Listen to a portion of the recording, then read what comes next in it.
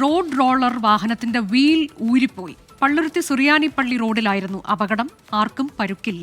റാഫി കരീം വിവരങ്ങളുമായി. റാഫി, എന്താണ് സംഭവിച്ചത്? രാവിലെ 9 മണിയോട് കൂടിയായിരുന്നു ഇത്തരത്തിലൊരു അപകടം സംഭവിച്ചത്. പള്ളുരുത്തി സുറിയാനിപ്പള്ളി റോഡിന് മുന്നിലായിരുന്നു ഇത്തരത്തിൽ റോഡ് റോളറിന്റെ വീല് ഊരിപ്പോയത്. ഈ റോഡ് റോളർ വീൽ ഊരിപ്പോയതോടുകൂടി ഒരു സൈഡിലേക്ക് ചെരിയുകയും റോഡിൽ വലിയ ഗതാഗത തടസ്സം ഉണ്ടാവുകയും ചെയ്തു. എന്നാൽ ഇതുമായി ബന്ധപ്പെട്ടുകൊണ്ട് ആർക്കും പരിക്കില്ല. ഈ വീല് മറ്റൊരു മതിലിൽ ഇടിച്ചാണ് നിന്നത്. ആ മതിൽ തകർന്നിട്ടുണ്ട്. മറ്റ് അപകടങ്ങളൊന്നും